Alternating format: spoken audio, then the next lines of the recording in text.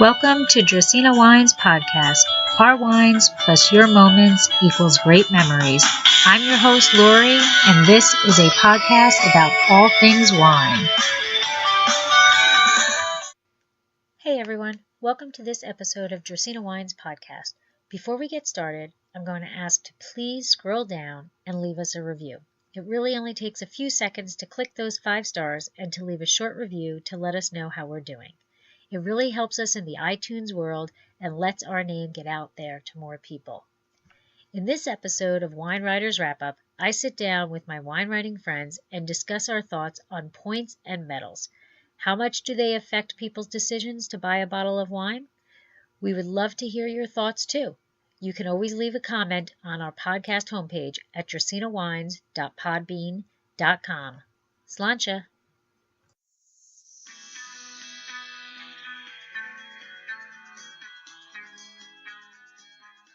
So hey everybody, welcome. How's everybody's Monday? Good. Yeah? Very good. Yeah, good on this end. Did we have a nice Mother's Day weekend?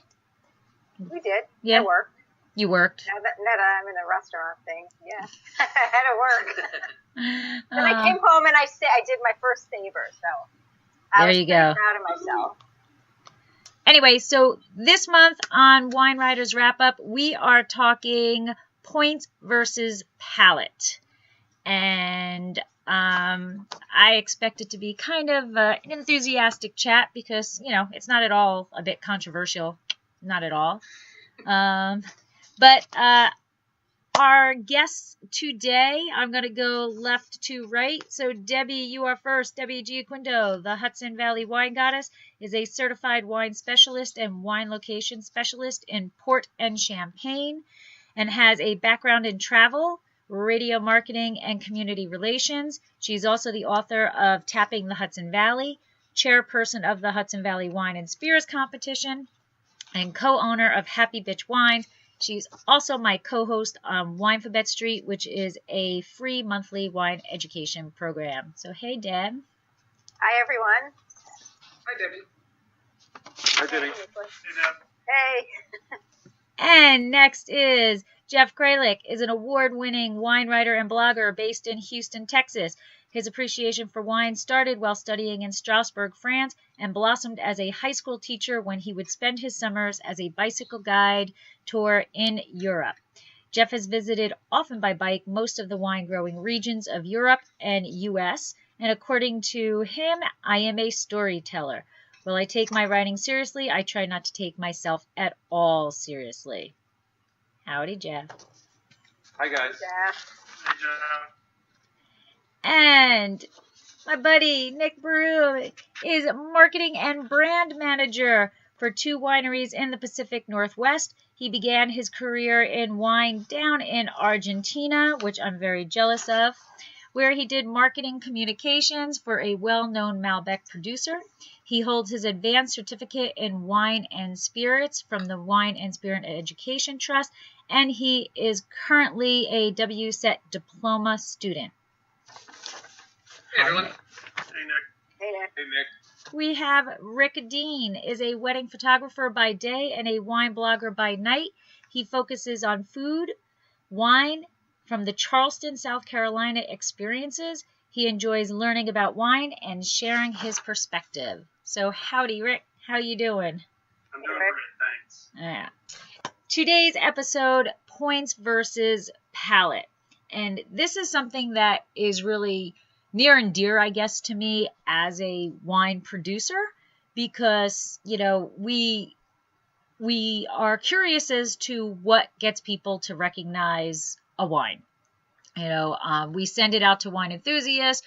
We get our ratings, which we love our ratings. They're great ratings. And we get people who buy our wine and write reviews, and we love the reviews. But what makes the difference? What makes somebody go out and say, hey, you know what? I haven't tasted that wine, but I want to buy that wine. So I thought this was a pretty good topic to go into. So just right off the bat, what's your thought of points? Let's start off with points. Oh, you know what? I didn't even talk about what we're drinking, but we'll go points and then we'll do what would we drinking. Okay. So, I come at it from two sides. One is, I work in marketing for two wineries, and so points are obviously very important. But I think in general, points guide people, and I think the general wine consumer wants to be led. I know that people have asked, what's good? And I said, well, what do you like? Taste, and it's kind of a cop-out answer, most people think. And so I think those points kind of guide people. Either it helps validate their purchase, or, for some, it's actually a status symbol. And so they just bought the 100-point wine spectator. So depending on the wine consumer's lifestyle, it serves lots of different purposes. Okay. And how about you in terms of points to you, Nick? What do you? So I align myself with certain MWs, certain wine critics. And so because I know that our palates are very similar. And so I'll look at what they've rated highly, and certainly I will at least try it. But it's not my go-to. I'll always be adventurous and try something. But, again, I don't just blindly go off of a point, but I try to align myself with people that I trust and whose palate kind of aligns with what I like. All right. Jeff, you were going to jump in before? Yeah, I would agree with most of what Nick said. I've gotten into heated arguments with a couple other wine writers about points. I use points on my site. I use a range of 3 points, but truth be told, I start with the point in the middle, and then I add one on either side. And I don't know why it's such a big deal in the wine industry. There's certainly people who are really adamant that they'll never use points, that you can't put a point onto a wine.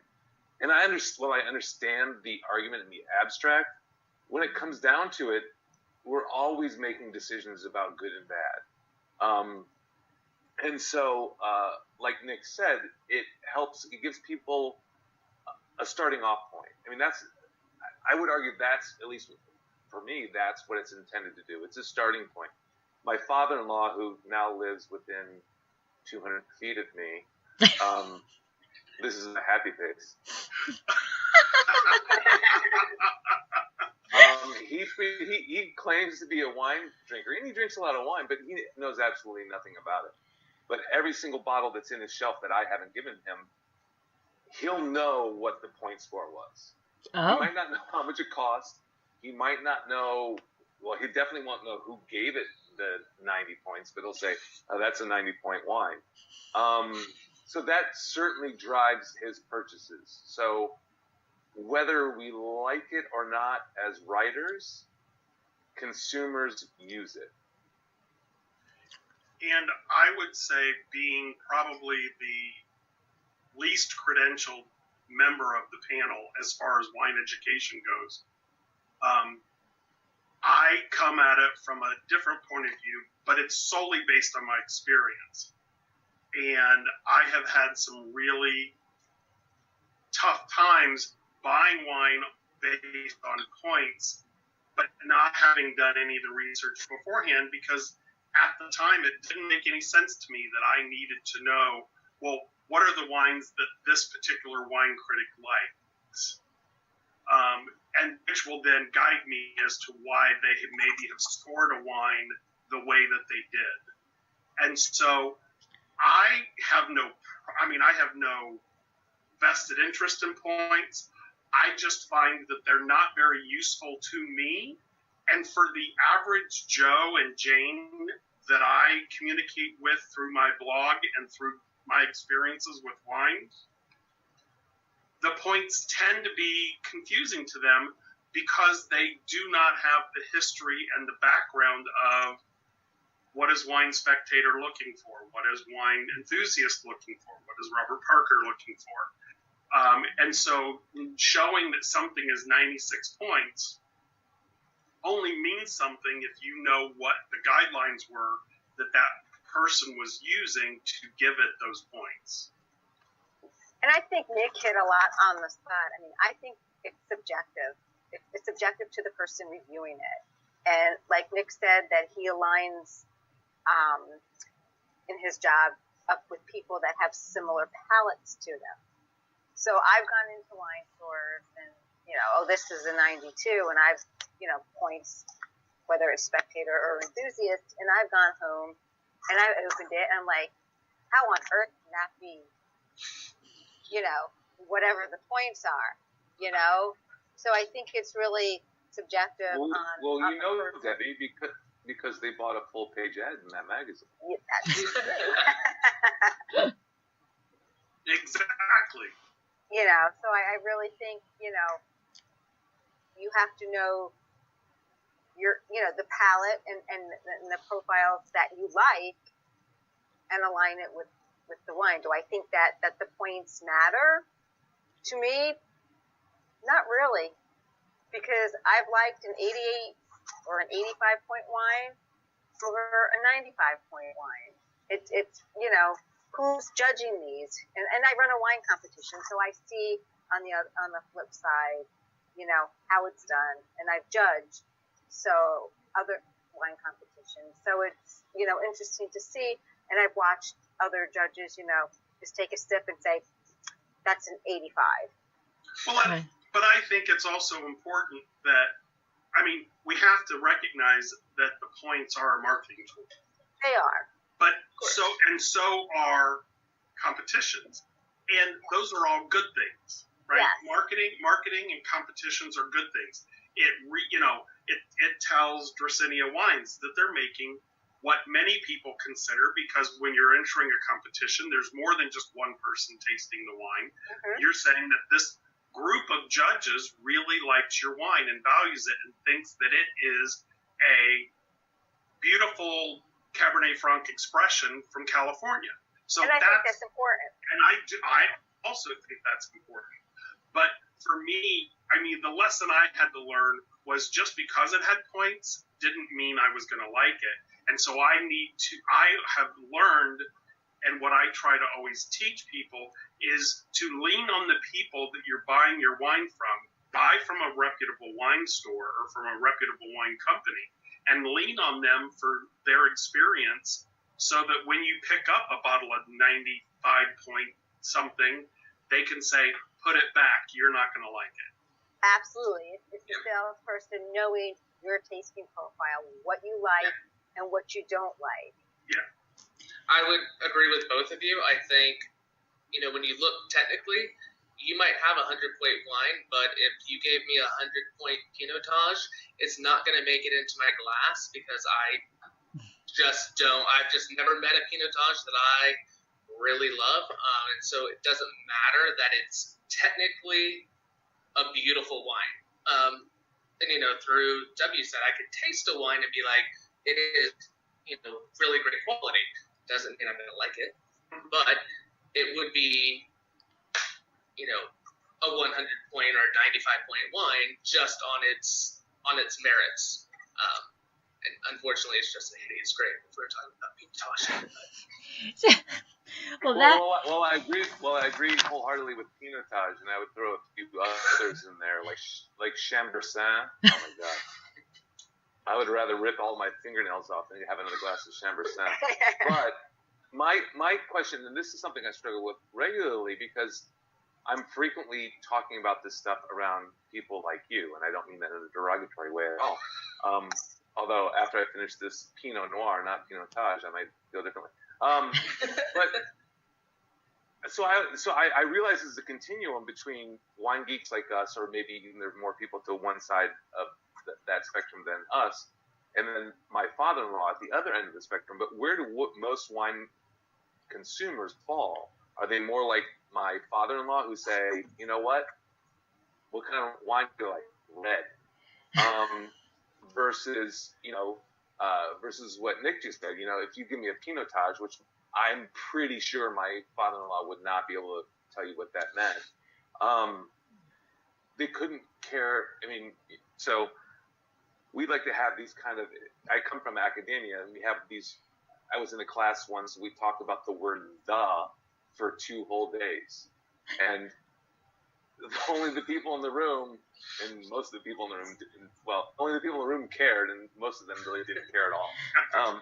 So if we talk about, the differences between a 96 and a 94 or a 92, or as Debbie said, an 85, for the vast majority of the drinking public, do they care? See, I now also think that's price might fall into it too. Sure. right. Now here's my question of those points going to a person who is just going into a wine shop, and your father-in-law who doesn't know wine, just, I'm going to go in and I'm going to buy a bottle, and I'm going to bring a bottle that I'm hoping Jeff is going to like, so I'm going to look at a point. Right? That's Sure. that's what I think is, those people go in and they look at points, and then what number is the, oh my God, I'm not even going to advertise that my wine got this number, and what number is, I'm going to go promote all of this all over the place, because I've seen wineries promote an 85, and is that good? Is that bad? And then my other question is, well, the person who's giving that points, so just anybody in general, like Nick is saying, he's going to taste the Pinotage. He may know it's not technically bad, but could you give that a 100 because you don't particularly like that wine?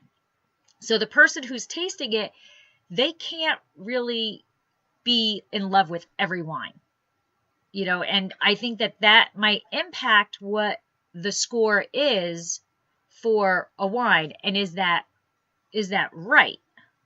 Well, I think you have to determine whether or not the person who is assigning the points is basing those points. It's my understanding that, the Robert Parkers of the world are looking at that wine from, is it technically made the way a California Cabernet Sauvignon is classically made? Is this the epitome of the technical aspects of a Cabernet Sauvignon from California or from Napa or whatever? And that's different than whether or not he or she likes it. Well, then how do you get a 98, a 96, a 94 if a wine is technically sound? Right. What makes the difference between a 98, a 96, or a 94 then, if that's all that it's being on? Oh, I absolutely agree with you, Lord. I've seen it range at my previous winery, where we had a 96, a 92, and an 89. And I'm like, how does that work? And I've seen it at other wineries, not the ones that I currently work at, where, across 3 or 4 different critics, it ranged, and it was a big range. Right. And it's technically, it is the same exact wine. So technically sound, it's going to be identical for anybody who tastes it. And well, you would think so, but think about it this way. Technically, normally you send 2 samples. It could have had, say, an off day. Could have. Or that person could have had an off day. Or that person could have had an off day. So, or that person could have ate something beforehand. Mm-hmm. Or according to one of my friends that I just met on a recent press trip, could have been a root day. Don't want to drink wine on a root day. A root day. What's a root day? A root day, ROT. It's the biodynamics calendar. Certain days are better for tasting wines than others. A biodynamic. Oh. Yeah. Boy, that throws a whole nother wrench into it, doesn't it? Yeah, and to me, putting Robert Parker aside, because, well, maybe not. So I've talked to a lot of winemakers that say, well, they've changed their winemaking style because they know that it'll give them higher points. Yep. And Laura, you said, what's the point where you start advertising about it?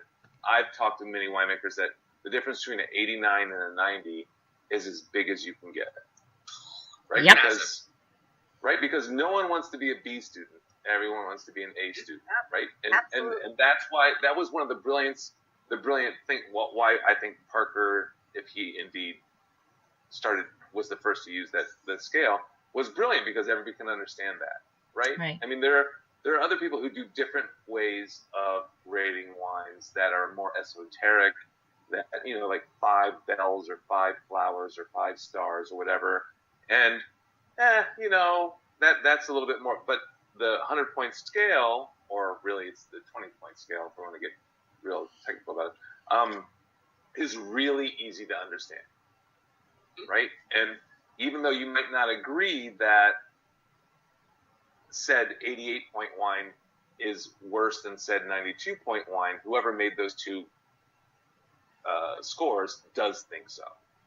And so in that person's mind, that one's better. So you say, if they're the same price, I think it was Debbie that brought up the price. Price plays an enormous. I mean, if you only have $20 to spend on a wine, and there's 2 on the shelf, and one is a 90 and one is a 92, if you're the average consumer and you don't really going in for something specific, to me, it would be silly for you to buy the 90-point wine.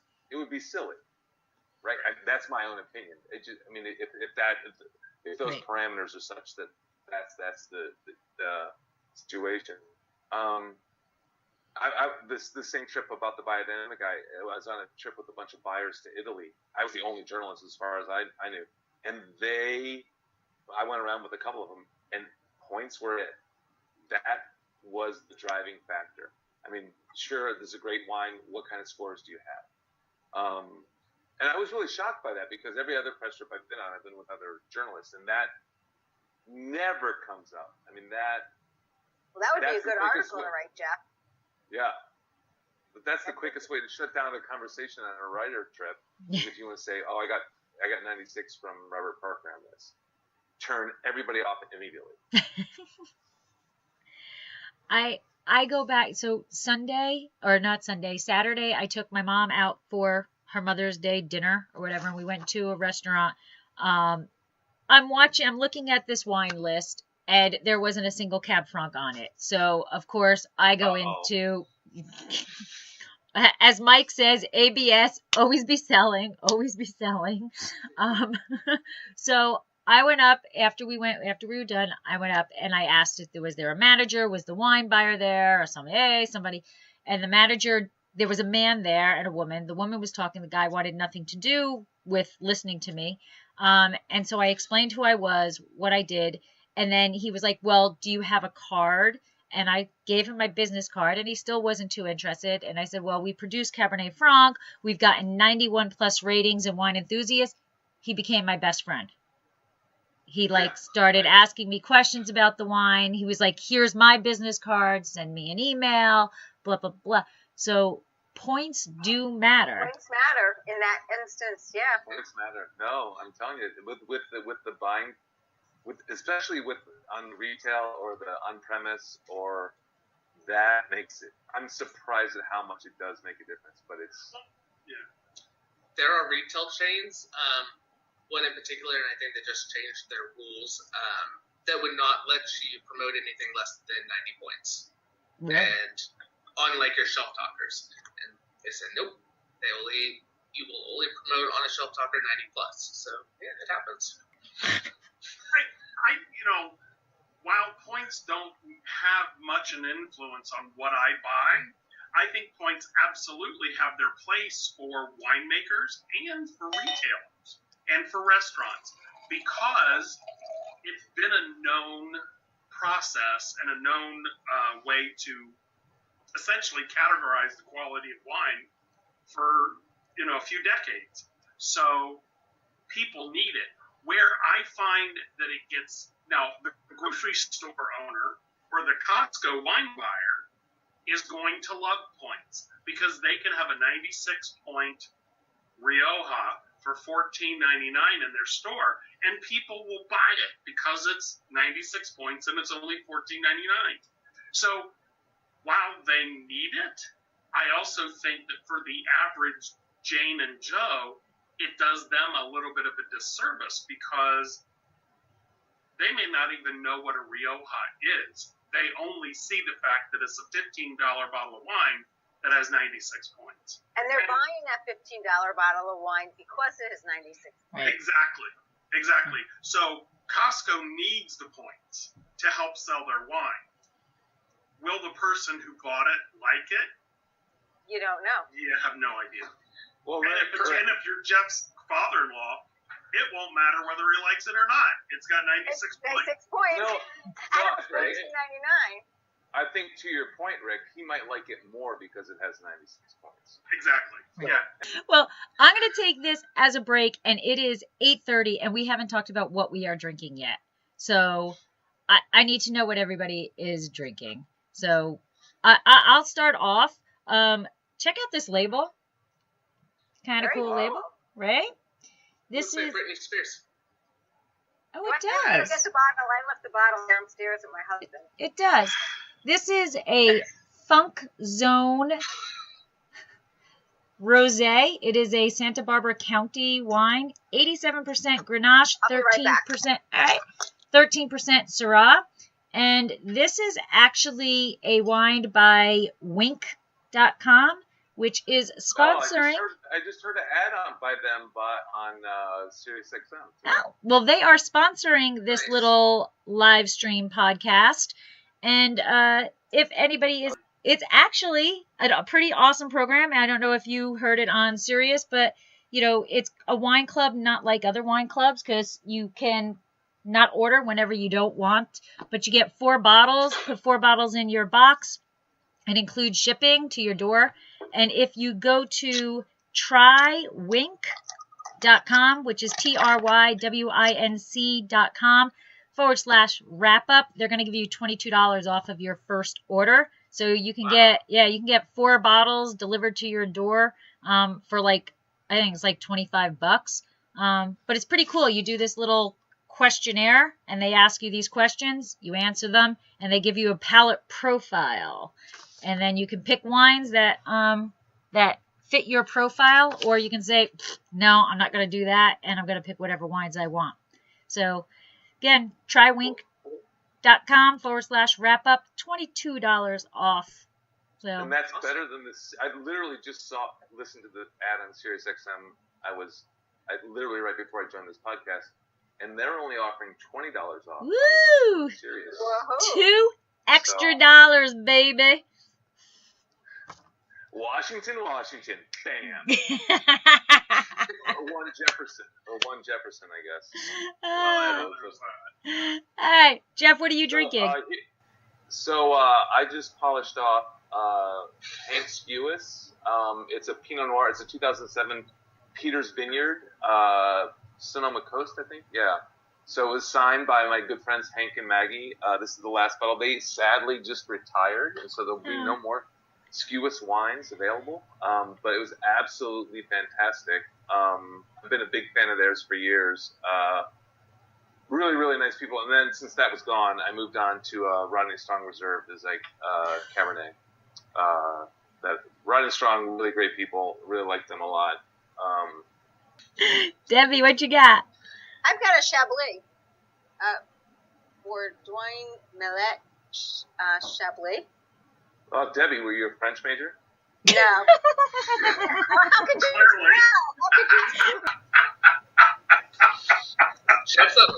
I can barely speak English, let alone French or Italian. I was a French major, so I always loved the butchering of the French language. So I was in 2015. Yeah. And I must have gotten this. I buy wines from Garista a lot. He's out in Seattle.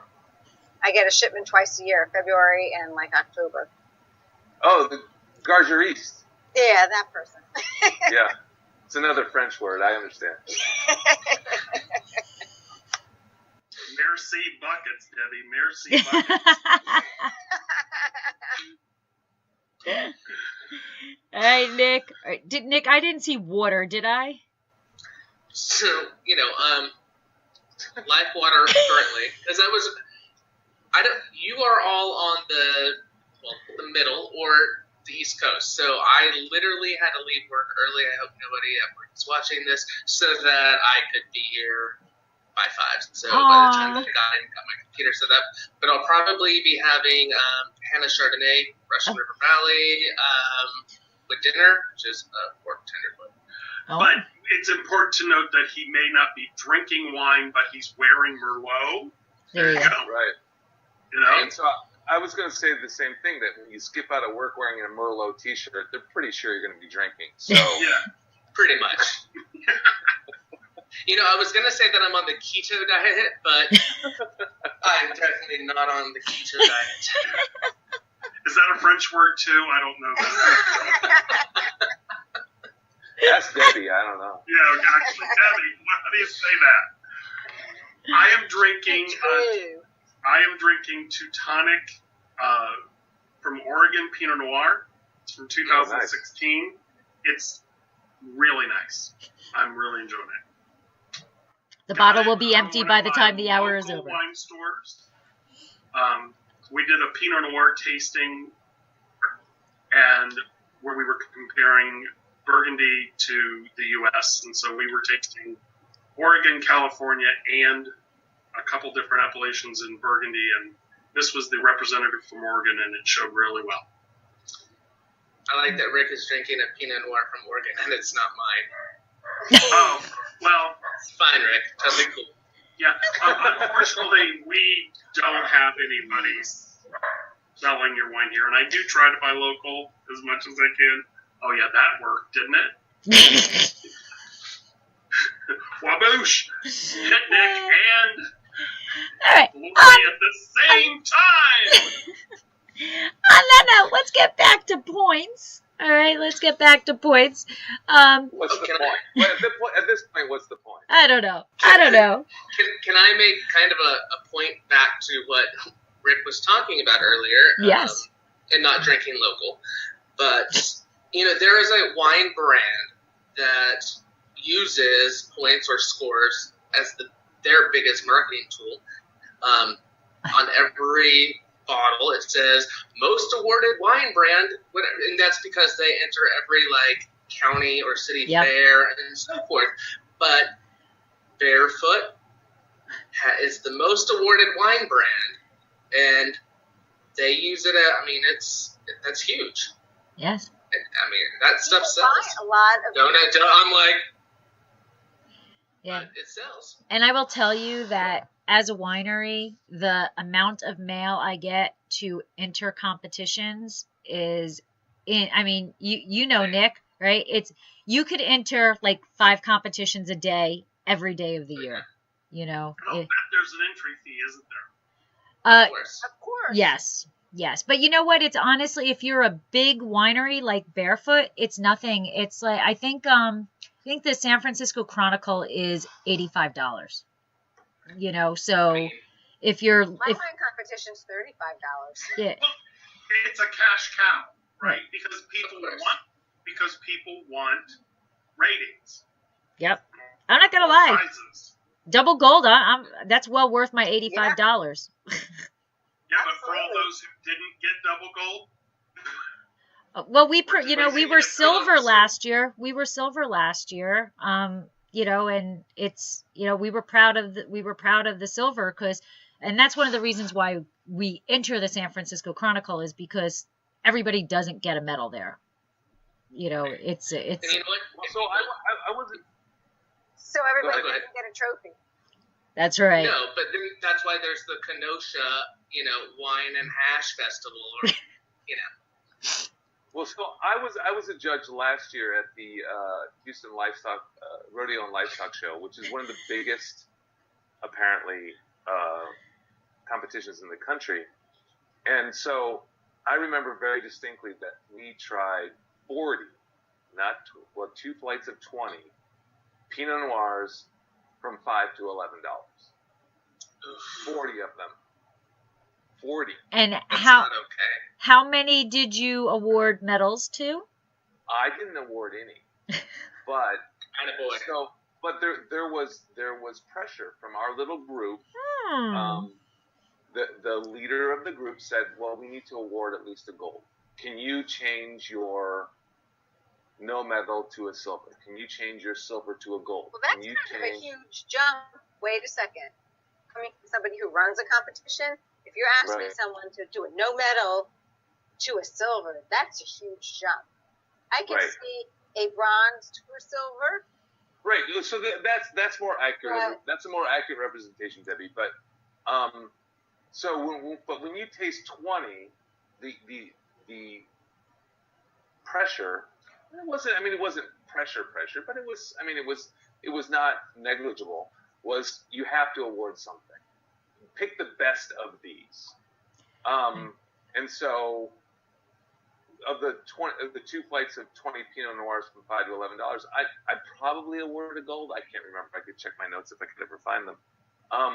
But it was, so when I go in, and this is not to diminish your double gold in any way, Lori, but I walk into a winery and I see all these medals around a wine. I think, what kind of pressure was there to give an award to somebody?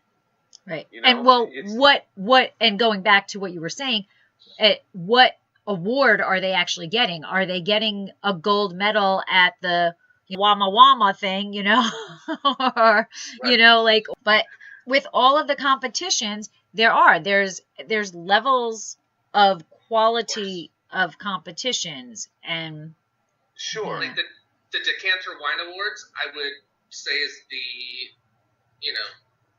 highest echelon of wine awards, in my mind. Right. And not everybody gets a medal there, and But Jeff, if you're evaluating 40 $5 to $20 Pinot Noirs, 5 to 11. 5 to 11. Let's not get crazy.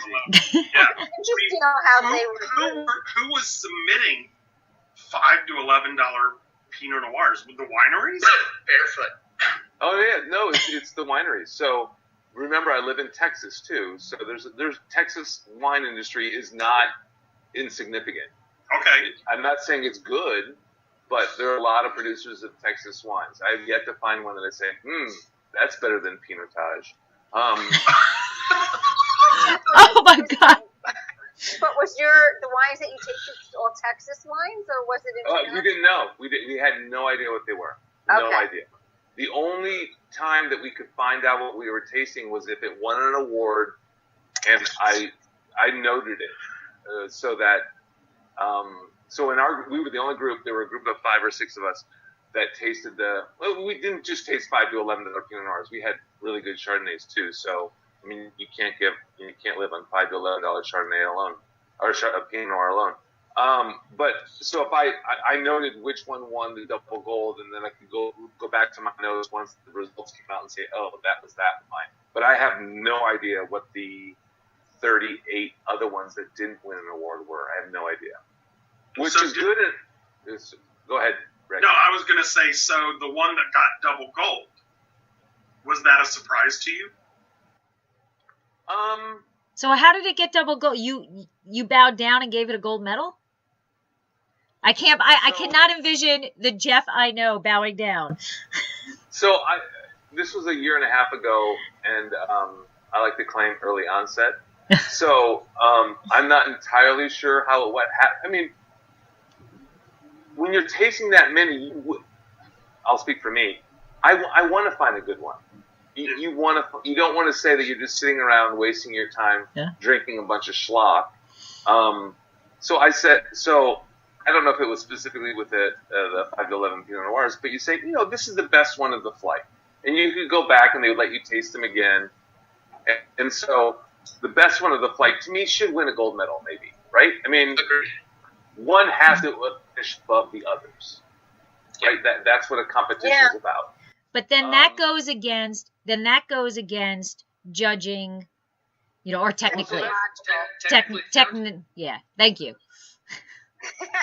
Wow. Just because I'm drinking water. Yeah. No, I would agree with you, Lori, but at the same time, kind of to Jeff's point is, you have to base it on the category. You can't judge, a $5 Pinot Noir against even a $15 Pinot Noir. So, does it? Well, that's true. Or you could, I suppose. But I mean, that's why there's these price categories, and so you do have to judge within, Right. that bracket. Except And that that's- double but gold that's when- $5 Pinot, that double gold $5 Pinot is got the same metal that a double gold $35 Pinot has. And Right. That's Exactly. what they're not doing. They're not saying this is a $5 bottle of Pinot Noir, and for $5 Pinot Noirs, this one gets the gold. right. But you know what? If I'm a wine consumer, just a general wine consumer, and my budget is $5 to $11, or that's what I'm gonna go for. If I have a larger budget and I see a $15 Pinot Noir with a double gold and a $5, I would hope that a lot of people would say, okay, I'm gonna splurge a little bit more than $5. But if they both have the same perceived value in their metal, if a double gold means double gold, and there is no distinction between the price of the $5 and the $15, absolutely. the person's going to say, why do I need to spend that extra $10? I can get a double gold for $5. It's kind of like But I when you're gotta on. say, what differentiates the $5.99 bottle of wine that got the 90 points and the $15 bottle of wine that Well, got so the 90 I was points? about to say. I mean, are they not scored on the same merit? Like, The we W use the set thing. AWS Right. 20 points. No, I don't think. Go ahead, Jeff. So for me, it was they said these are the wines, and you were to choose the winners from this category.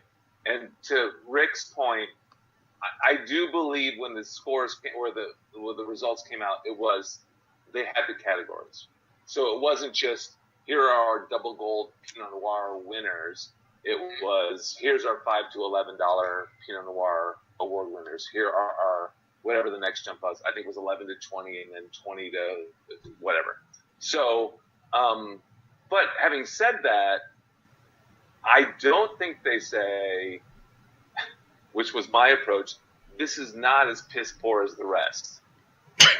Right. Well, That was my judging criteria. Is like I have to find a shiny piece of shit. Can I Diamond say in that the on this rough. podcast? Right. That's a better way to put it. Yeah. I like a shining piece of shit better. Yes. So Well, that's the difference. Diamond in the rough, female, Exactly.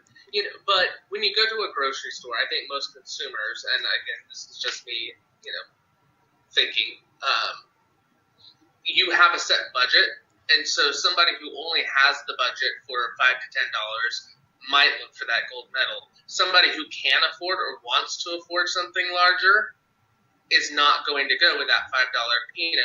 That's why, when you're seeing them on the shelf, usually they're within some sort of price brackets. Yeah, In a retail you need to chain. drop a little lower on the level of shelving to find the $5.99. Absolutely. And so, somebody who can afford, the ultra premium or premium wine, category is not going to go shopping and doesn't care about that double gold on the $5. Yeah, I just don't. We've walked in to wineries and like you said, Barefoot, or not that I've walked into Barefoot, but like wineries like Barefoot that have all of those medals. They've got their bottle there with all of their medals and all of that stuff, and then you got to look through what those medals really are. I'm proud of, I think San Francisco Chronicle is a highly, recognized competition and respected competition. And that's really the only competition that we submit to. Because, again, I want to underscore, I didn't say that to demean or diminish. No, I agree. Otherwise impugn. But when it's kind of like we were talking about before, if someone says this is a 92, and I think it was Nick that brought it up, well, what does that mean? Right. Who are you? And do I align with what you say? And so, but when I see double gold, I say, well, congratulations. I hope that's helped you. But being who I am, I'd rather taste it and decide for myself if I think, that I want to purchase it or I can recommend it or whatever. Right. So with that, that's like perfect, because my next question is, ignoring the whole this is a specific point or this is a specific metal, is there anybody who you follow because you've realized over the times of tasting wines that they actually do have a similar palate to you? Or is it vice versa, where there's somebody who, because Mike and I, and again, I won't say names, Mike and I, we know that a person who rates wines, and if they say it's like a 95, we stay away from it because their palate is so off from what our palate is. So do you have people that you follow or pay attention to their wines because you're similar to their palate, or their palate is completely opposite? Yes. No. Sorry, go ahead. Go ahead. Yeah, I finished with my yes. That's good. I've the people that I follow, sometimes we taste the same wine and we don't have the same experiences, and I'll be like, how on earth did you get that? And I'm like, I got totally different end of the spectrum, as did my husband, and we're sitting there looking, and it's like, the guy is nuts. He's he's doing it because he likes the winery owner, or he's got a relationship with them, or whatever. Well, I think you bring up a good point, Debbie, because that's difficult. I pointed out the skewest wine that I was drinking tonight, and they're really nice people. So when I evaluate their wine, it's not just what's in the bottle, it's the experiences that I've had with Hank and Maggie. I mean, it has to come into play. We can't live in a completely objective world, which the W set, the whole scoring thing, I would like to talk about that later if we have time. But going back to it, there's a friend of mine, I would say a pretty good friend of mine, another wine writer, who will not give anything below a 93. And I don't know why that is. I've never asked him or her about it.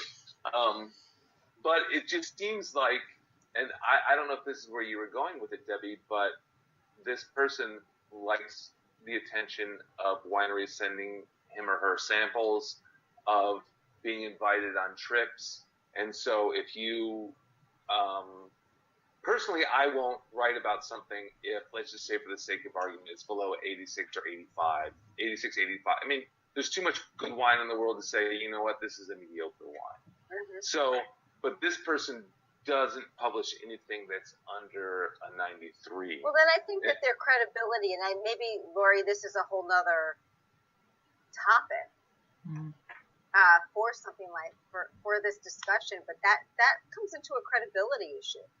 So, Jeff, does that mean that this person, if that person rates it a 93, it's equivalent to somebody else's 85, or they're not writing about it? But the reason I point that out is I followed their casually their writing about it. But I often see the ratings on the winery websites. And so is it to draw, is it not only, which was my first perception, was to keep the golden goose alive, but also to drive more traffic to the website? Because, let's go check out the website because it's right here. The ratings are on. I mean, you're more likely to put a 95 on your website than a 90. That's just, right. I understand that. Or obviously above an 88. So is this person inflating the scores for a reason other than honestly evaluating the wines? I mean, how many 95-point wines are there in the world? Right. I mean, by definition, there's, right? That's the top 5%. 5%. So, right. So to me, then do those ratings, do those points mean anything? I don't know. I mean, if I were to ask this person, I am sure I would get the response, oh, no, I'm not going to challenge. I wouldn't challenge it to him. His, or hers. Or hers. It's to him. I wouldn't challenge his reasons for doing it because, again, the wine industry is full of cool people they're making a beverage for your enjoyment. Why be a jerk about stuff? Right. Which is why I don't publish stuff that, I published one bad review. It was actually pretty funny, but it was a bad review, but well, I surprisingly never received another sample from that one. Who shall go on name? Well, I don't assign points to anything, and I don't feel like I have the credentials to really honestly assign points to anything. To me, it's whether I like it or I don't. But one of the wines that I recently tasted that came at the recommendation of one of the stores that I frequent quite a bit, I didn't like at all. I went back to the store and said to the person, tell me what it was about this wine that you liked. Because I didn't get very much from it that I found pleasing.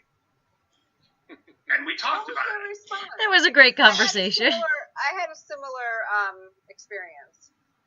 She said, well, what did you get? And I said, I got all minerality, all acid, and not a lick of fruit. And she said, exactly, that's what I love. And Was it a Columbard? No. But it was, but I'm like, okay. So I'll be able to put that wine on my blog and say, hey, I tried it. It wasn't for me. It didn't have the profile of a wine that I'm going to drink. But if you're looking to remove all the enamel from your teeth, this is the one for you. This is the one for you. And I know people might like this wine, right? So, I don't know.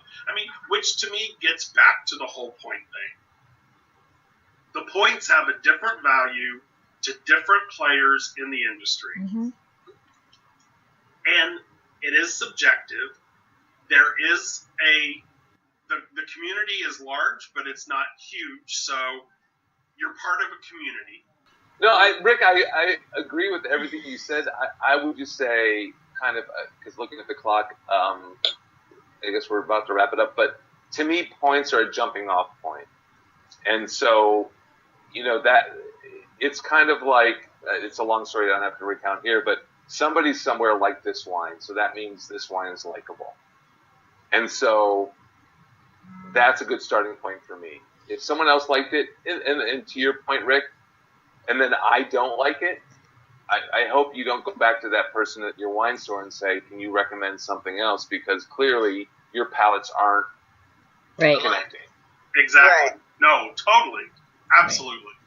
Right. I think that's the big takeaway from this is you just need to find the person. Points or medals or whatever are great if you find a person whose palate is somewhat aligned to your palate. And then, as Jeff said, it's a jumping point from there. It's, all right, well, I might like this wine. I might go in this direction because we have a similar palate. And, like in so many other things, in the wine business as well, you got to kiss a lot of frogs until you find your prince or princess. Right. So but I would also say that so many wines today, compared to even 20 years ago, are technically good. Right? You're not going to say, it's not. You might not like it. It might not go to your personal palate, but it's technically okay. I didn't drink 20 years ago, so I don't know what the wine was. But there's wines that... wow, you put a little shade on my age there? I was going to say... There's wines that I review, and, it's not liking to my palate, but it's liking to somebody else's. And it could be because, it might be a sweeter wine, and I'm a dry person, But if that person likes things more on the fruitier side or the sweeter side, they will like that. Absolutely. You know, who am I to judge? Because I don't particularly care for stuff like that. Who am I to judge? Because the people that, read what I write, they might like that. Right. Well, you are to judge. You're a wine critic. You're a wine writer. Yeah. You're respected, and so you are to judge. True. I guess I am. Yeah. You are to judge, and people then who have found that they have a similar palate to you will read you and go, yes, I'm going to buy that, or, I'm willing to give this. Gonna buy that. Right. I'm going to. Or right. I know somebody that likes that and I'm going to tell that person. Right. This is something they need to try. Right. Right. Well, we are, as I thought this would be a very kind of heated conversation, and the hour has gone rather quickly. So I'm... Riddle time. Oh, jeez. All right. Time to get the thinking caps on. The answer is wink.com. Go there, check it out. Trywink.com/WrapUp. That's what it is. WrapUp. WrapUp. Does that mean I need to finish my bottle of wine before we close them? And open the next one. Yeah. Okay. What must be in your oven, yet cannot be baked, grows in the heat, yet shuns the light of day. What sinks in water, but rises in air, looks like skin, but is fine as hair. Mold. Yeast. Steam. Yeast. Ta-da! I'm not going to lie, I haven't been keeping track, even though I said I was going to keep track. That's 2, Rick, right? Is that your second? I believe it is. That's 2. Nick has got the first one, right? So I should start writing it down. Yeah, I'm expecting a ribbon with 95 points on it. Oh, okay. That's true. That's true. We'll have to have. Rick could just tag up that wall behind him.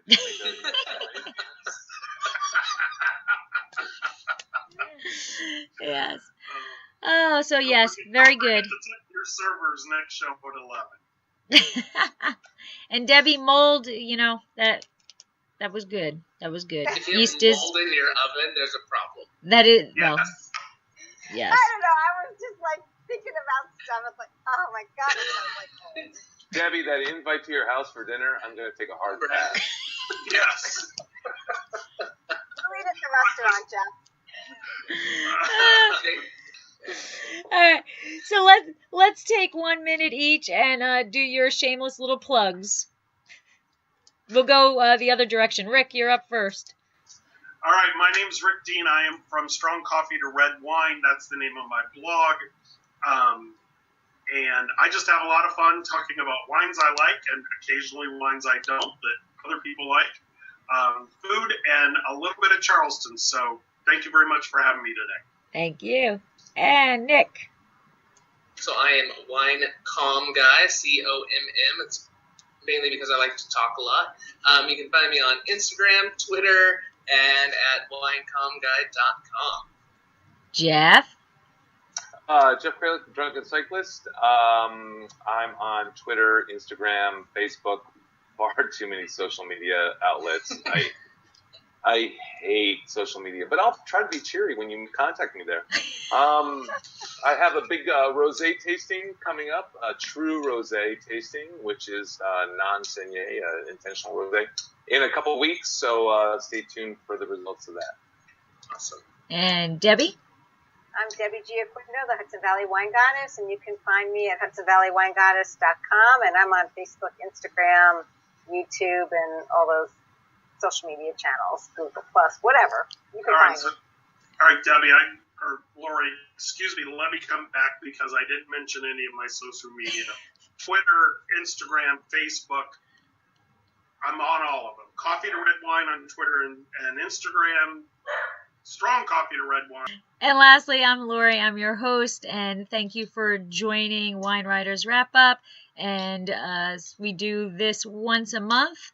And again, shameless plug. Here we go. Number 3, 4, 5. I don't know. Trywink.com/wrap-up to get $22 off.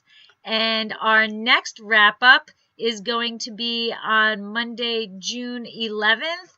and it is going to be bias against packaging. What's your thoughts on how you package wine? Ooh, that's a good one. Ooh. All right. So thanks everybody for joining. Have a great week. Thanks, Lori. And thanks for. Thanks, Lauren. All right. Hey, thanks, Lori. Have a great one. Bye, guys. You too. Guys. Bye-bye. Bye. Thanks for listening to Dracaena Wines podcast. If you have suggestions on what topics you would like us to discuss, please reach out to us on social media. You can find us on Twitter, Instagram, Pinterest, YouTube, Facebook, Snapchat, Google, and Periscope as @Dracaena Wines. I am also on LinkedIn as Lori Hoyt Budd, or email us at dracaenawines.com. If you enjoyed our podcast, please subscribe and leave us a review on your favorite podcast catcher to help others find us more easily. We are found on all of your favorite aggregators. To subscribe easily to iTunes, go to bit.ly/Dracaena podcast. That's bit.ly/Dracaena podcast. And that's a capital D for Dracaena and capital P for podcast. Please check out our award-winning wines and find out about our wine club at dracaenawines.com. And remember to always pursue your passion. Slainte.